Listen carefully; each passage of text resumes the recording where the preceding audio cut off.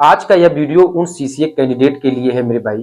अभी मैं कटऑफ से रिलेटेड एक वीडियो बनाया था जिसमें बहुत से सीसीए कैंडिडेट हैं जिनका एनएससी और सीबीटी में मार्क बहुत कम आ रहा है। ठीक है। और वो कमेंट के नीचे कमेंट करते चले जा रहे हैं। अब किसी का कमेंट मैं दिखाऊंगा नहीं, आप देखना चाहेंगे तो आप जाएंगे तो कमेंट सब लोग लिख रहे हैं। उसमें ऐसे कैंडिडेट हैं जिनका सीबीटी और एनएससी मिलाकर मार्क्स कम आ रहे हैं। और ये समझ लीजिए कि अ, वो लोग, जैसे हम लोगों के जो यूट्यूबर्स हैं, जो कटाव का वीडियो बनाते हैं, ये समझ लीजिए कि उनकी भावना अगर देखा जाए तो बस यही कहते हैं सर मेरा सिलेक्शन हो जाएगा कि नहीं हो जाएगा। ठीक है, इस पर आप मुझे रिप्लाई करें। ठीक है। और ये हर सीसीए कैंडिडेट की कहानी मेरे भाई, आज का थंबनेल मैंने उसी टाइप का ही रखा हूँ क्योंकि अब आरआरबी ग्रुप डी का रिजल्ट आने ही वाला है। ठीक है, तो मैं ये चाह रहा हूँ कि भाई जो सीसीए कैंडिडेट हैं जिनका एनएससी और सीबीटी में कम मार्क्स आ रहे हैं तो वो डीमोटिवेट ना रहे। वैकेंसी भी लगी है और तमाम चीज़ें मैं बताऊंगा कि पारिवारिक दबाव किस टाइप से होता है, क्योंकि भाई सीसीए कैंडिडेट ऑलरेडी 1 साल की ट्रेनिंग में किए रहते हैं और इधर से फैमिली का प्रेशर रहता है कि भाई इस बार कम मार्क्स में सिलेक्शन हो जाएगा। लेकिन आप ये भी देखें कि जो नॉन सीसीयू वालों की संख्या है इस बार बढ़ी है। हालांकि पहले भी था, लेकिन इधर हाल फिलहाल दिनों में जो नए नए यूट्यूबर्स आ रहे हैं, कोई कटाप 70 बता दे रहा है, कोई 75 बता दे रहा है। इससे सीसीए कैंडिडेट में बहुत ज़्यादा हताशा है कि इतना ज़्यादा कटाव रेलवे के अभी तक के इतिहास में कभी ऐसा इतना ज़्यादा कटाव गया ही नहीं। ठीक है। मैं तो भाई ऐसे बहुत से चैनल को मैंने एक्सपोज किया था। ठीक है, कि ऐसे चैनल हैं और मेरे पास बहुत से जो मैंने एक्सपोज किया था ऐसे चैनलों को, वो कॉल करके भाई माफ़ी भी मांगे हैं। ठीक है, तो मैं यही कहूँगा कि मैंने सीधे कहा कि देखिए आप क्या है कि जो भी बच्चे आपके यहाँ से जुड़ते हैं सीसीए कैंडिडेट, ठीक है, कटाव आप बनाते हैं, आप कुछ भी बना देते हैं, बच्चे विश्वास कर लेते हैं। जो भी कैंडिडेट हैं वो विश्वास कर लेते हैं, क्योंकि विश्वास करने का जो उनका रीज़न है कहीं न कहीं उसमें पारिवारिक दबाव है। और उसमें ये भी है कि बहुत से जो सीसीए कैंडिडेट हैं उनके जो परिवार का बहुत ज़्यादा दबाव है। ठीक है, कि इस बार सिलेक्शन हो जाएगा तो भाई शादी करनी है। ठीक है, परिवार का दबाव है, आर्थिक तंगी और ताने से छुटकारा मिल जाएगा। ठीक है, तो अभी देखिए हाल फिलहाल में प्रयागराज में जो घटना हुआ है उसका भी जिक्र कर लेते हैं, क्योंकि भाई सीसीए कैंडिडेट हैं। अब ऐसा नहीं है कि जो 6400 प्लस वैकेंसी है सीसीए का, सिलेक्शन मानकर चलें कि इस बार रेलवे मानकर चले 10,000 लोगों को सिलेक्शन करवाएगी, 12,000 लोगों को सिलेक्शन करवाएगी, क्योंकि सीसीए पर रेलवे मेहरबान है। पिछली बार भी मेहरबान थे कि जो उनका नॉर्मलाइजेशन होता है वो बढ़ाकर ही देता है, क्योंकि उसको ऑलरेडी पता है रेलवे को ये सीसीए कैंडिडेट हैं और ये मेरे यहाँ काम कर चुके हैं। ठीक है, काम को जानते हैं। ठीक है, और रेलवे का जो बेनिफिट होता है, रेलवे का जो benefit as a CCA candidate के द्वारा होता है, अगर उसमें ये मैसेज चला जाएगा कि नहीं अब आप लोगों को भी कट ऑफ 60 प्लस जाएगा, 65 प्लस जाएगा, तो कौन सा सीसीए कैंडिडेट भाई जा करके 1 साल जी तोड़ मेहनत करेगा। तो रेलवे इस बात को जानती है। ठीक है, और यही बात जितने भी यूट्यूबर्स हैं उनको भी समझना चाहिए कि जो आप कटाव का वीडियो लाते हैं, 70 बता देते हैं, 65 बता देते हैं बिना कोई प्रूफ के।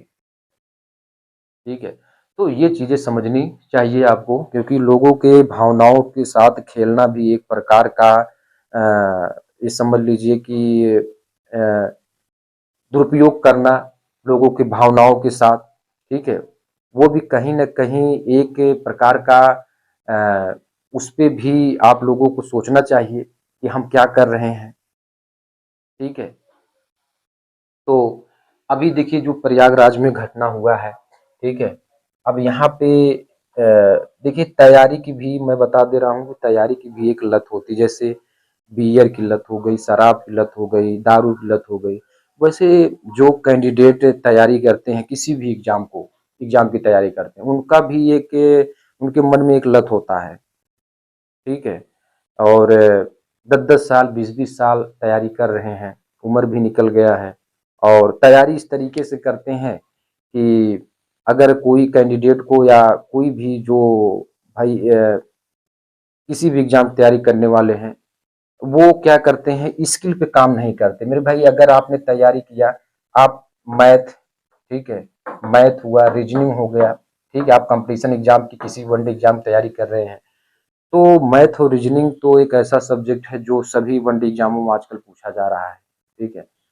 तो जब भी आप तैयारी करें तो कम से कम एक सब्जेक्ट आप अपना ऐसा बना लीजिए कि उसमें हम ऑलरेडी इतना अपने आप को इतना तैयार कर लें कि कहीं भी किसी भी कोचिंग इंस्टीट्यूट में पढ़ाना हो या कहीं भी मुझे इससे अर्निंग करना हो, ठीक है, तो मैं इस सब्जेक्ट को पढ़ाकर अर्निंग कर लूँ। वो तैयारी इस तरीके से करते हैं कि बस वही फैक्ट लड़ते रहते हैं, ठीक है, लाइब्रेरी में बैठ के।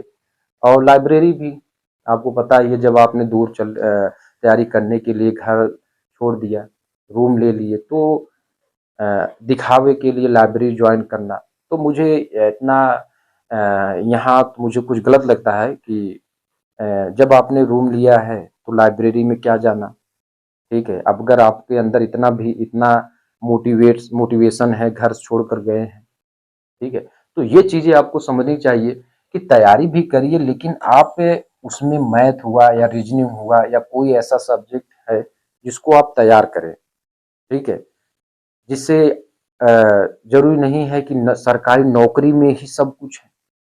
इतने देखिए, यूपीएससी के जो तैयारी करवाते हैं, विकास दिव्य कीर्ति करोड़ों में खेल रहे हैं, जबकि कभी यूपीएससी निकाला नहीं होगा। पीडब्ल्यू फिजिक्स वाला आप देखें तो बीबीडी का छात्र लखनऊ का, उसका इतिहास, उसका आप मूवी भी देखे होंगे फिजिक्स वाला, तो देखे, तो उसमें वो क्या है कि बीबीडी का छात्र एनआईटी का एनआईटी भी नहीं निकाला, लेकिन आज वही कोचिंग इंस्टीट्यूट को चलाता है और दुनिया के अरबपतियों में वो शामिल है, ठीक है। तो आपको समझना चाहिए कि सब कुछ नौकरी ही नहीं हो सकता मेरे भाई। अभी आज के समय में आपको नौकरी नहीं मिला है तो आप ये समझते हैं कि नौकरी मिल जाएगी तो बहुत कुछ कर लेंगे, कुछ नहीं कर पाएंगे। समझदार व्यक्ति जो होता है वो ज्यादा समय तक नौकरी नहीं करता है, क्योंकि नौकरी जो है एज ए जिम्मेदारी का काम है। कहीं भी आप रहेंगे तो मेरे भाई 9 से 6 यानी कुल मिला करके आपको, ठीक है, 8 घंटे की ड्यूटी तो आपको करनी ही करनी है। और उसमें भी भाई कितना वर्कलोड रहता है, ठीक है। और खासकर रेलवे ग्रुप डी जिसकी आप तैयारी कर रहे हैं एज ए सीसीए कैंडिडेट, तो जो एमएससी बीएड है, पीएचडी होल्डर है, बीटेक होल्डर है, ठीक है, तो मेरे भाई वहाँ वर्कलोड होता है। आप देखे होंगे कई कई न्यूज़पेपर में कि इतने कैंडिडेट ने नौकरी छोड़ दी रेलवे ग्रुप डी का, तो भाई वर्कलोड होता है वहाँ पे। आप जब एमएससी करके जाएंगे या बीएससी बीएड करके जाएंगे, ठीक है, और कहीं ऐसे भी है कि जो कैंडिडेट कहीं पे 20-30 हज़ार रुपए कमा रहे हैं, 30-35 हज़ार, सरकारी नौकरी के चक्कर में वो जाते हैं और वहाँ उनको जो कोई सीनियर होता है कर्मचारी उनको गाइड करता है। भाई गाइड तो करेगा ही, तो उनको अच्छा नहीं लगता है, ठीक है, तो वहाँ से वो दुखी होते हैं। अब सरकारी नौकरी समाज का डर होता है, छोड़ भी नहीं पाते हैं, ठीक है, कि समाज में हम क्या बताएंगे, परिवार में क्या बताएंगे। तो ऐसा नहीं है कि जो सरकारी नौकरी में है वो बहुत खुश हैं। अभी हरियाणा में 2 आईपीएस थे, उन्होंने सुसाइड किया, ठीक है। तो कुल मिलाकर ये है कि सरकारी नौकरी एक जरिया हो सकता है आपका बढ़ने के लिए, ठीक है। और मैं ये कहूँगा कि सरकारी नौकरी से आप बहुत कुछ नहीं कर पाएंगे। अगर आपको बहुत कुछ बनाना है तो अपना खुद का बिजनेस स्टार्टअप करना पड़ेगा, आपका अपना खुद का सेटअप करना पड़ेगा, ठीक है। अब देखिए यूट्यूब, इंस्टाग्राम, फेसबुक से लोग पैसे छाप रहे हैं, ठीक है, तो क्या वहाँ पे कोई डिग्री है? कोई डिग्री नहीं, केवल स्किल के बलबूते वो पैसे छाप रहे हैं। तो सीसीए कैंडिडेट जितने भी मेरे भाई हैं, ठीक है, अभी मैं कमेंट सेक्शन पढ़ रहा था कि तो बोलते थे सीबीटी एनएससी मेरा इतना है, 45 है सर, हो जाएगा कि नहीं हो पाएगा, ठीक है। तो भाई अगर नहीं हो पाएगा तो अभी 26,000 प्लस वैकेंसी लगी, 22,000 प्लस वैकेंसी, उसमें आप ट्राई करें। अगर आपको इतने सरकारी नौकरी का मतलब एकदम भूत सवार हुआ है, उसमें ट्राई करें, मेहनत करें उसमें, ठीक है, उसमें हो जाएगा। और सरकारी नौकरी हो गई, ठीक है।